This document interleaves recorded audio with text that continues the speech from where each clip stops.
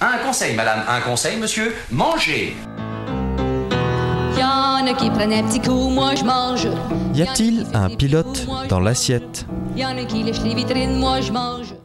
Anne, depuis que je suis toute petite, j'entends qu'il faut surtout pas sauter de repas, surtout pas manger entre les repas.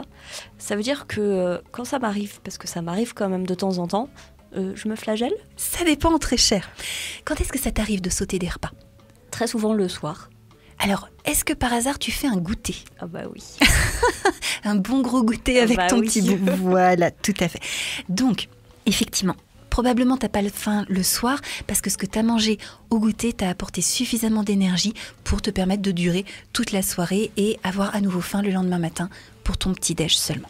Alors, oui, on dit il faut pas sauter de repas et souvent on dit ça parce que on a peur que ça fasse grossir. Mais en vrai, ce qui fait grossir, c'est de trop manger. Quand on saute un repas alors qu'on a faim, oui, on va être affamé et là on risque de se jeter sur notre nourriture parce que notre corps nous y pousse. Bon, donc ça, là à ce moment-là, c'est une mauvaise stratégie. De même, comme tu disais, que de se priver de manger entre les repas alors qu'on a faim parce qu'il y a cette croyance qu'il ne faut pas, ou ce principe généraliste qu'il ne faut pas manger entre les repas.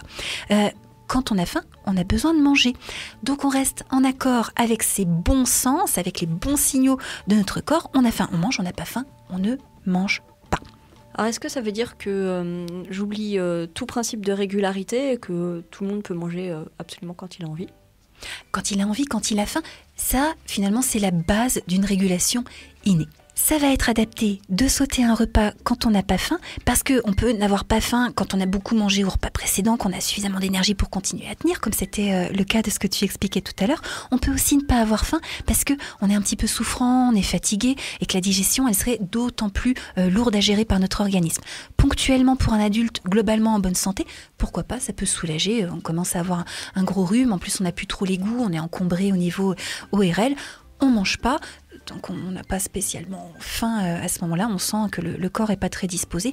On dîne pas, le lendemain au petit déjeuner, on ne déjeune pas, pourquoi pas. On a à nouveau faim quand on commence à aller mieux. Et là, on a un super tonus digestif, on va être prêt pour réattaquer, il n'y a pas de problème, ça fonctionne. Par contre, il y a des cas particuliers où il faut faire attention par rapport au fait de sauter des repas. Je pense notamment aux seniors. Chez les personnes, quand on avance en âge, on perçoit parfois moins bien la sensation de faim. Ce sont des mécanismes hormonaux avec des sécrétions d'hormones par le cerveau qui fonctionnent moins bien et qui font que on a moins les signaux de savoir quand est-ce qu'on a besoin de manger. À ce moment-là, effectivement, il vaut mieux manger à des horaires réguliers pour éviter de se retrouver en dénutrition. Pour le cas de personnes qui souffrent de troubles du comportement alimentaire, anorexie, boulimie, etc., manger avec régularité, ça permet d'éviter certaines crises et ça permet de contribuer à sortir de la maladie ou au moins à bien la gérer, à mieux l'équilibrer. Il y a aussi des personnes qui sont à fond, tu sais, toute la journée, qui courent et qui ne perçoivent pas la sensation de faim. Il y a même des personnes qui vont développer une sorte de super résistance à la sensation de faim. Elles la ressentent plus. Moi, je connais beaucoup d'infirmières, beaucoup d'aides-soignantes, beaucoup de vendeuses en magasin aussi, ou de chefs d'entreprise qui sont à fond et qui ne prennent pas le temps de boire, de manger, d'aller aux toilettes parce qu'elles ont des journées trop chargées. Et du coup, les signaux de leur corps, elles ont appris finalement à ce que ça leur passe au-dessus de la tête. Elles ne perçoivent plus les petites sensations. Alors, elles commencent à percevoir quand elles ont très très très mal au ventre, quand elles ont des maux de tête, etc. Bref, pour ces personnes-là, ça vaut le coup évidemment de revenir à l'écoute de soi, hein, c'est l'idéal. Mais parfois, il y a des personnes qui sont pas prêtes à faire cette démarche et une discipline avec un rythme régulier, ça peut aider justement à revenir dans l'équilibre et à sauver les meubles. Moi, je sais que j'ai récemment une chef d'entreprise en consultation qui m'a dit, écoutez, moi je comprends l'histoire de s'écouter, mais en ce moment, je suis pas disponible pour ça. On est parti sur une base d'un plan alimentaire en fonction de ce qu'elle est, de ce qu'elle a l'habitude de faire et puis de sorte à ce qu'elle n'ait plus de fringales, etc. Et ça fonctionne très bien pour elle. Elle retrouve l'équilibre petit à petit comme ça. Donc il n'y a rien de bon ou mauvais en soi. Finalement, tout dépend du contexte. Le tout, c'est de savoir s'adapter.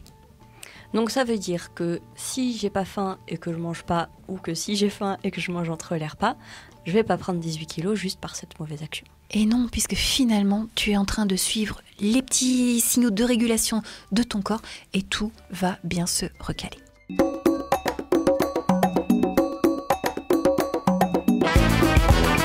Cette chronique vous a plu ?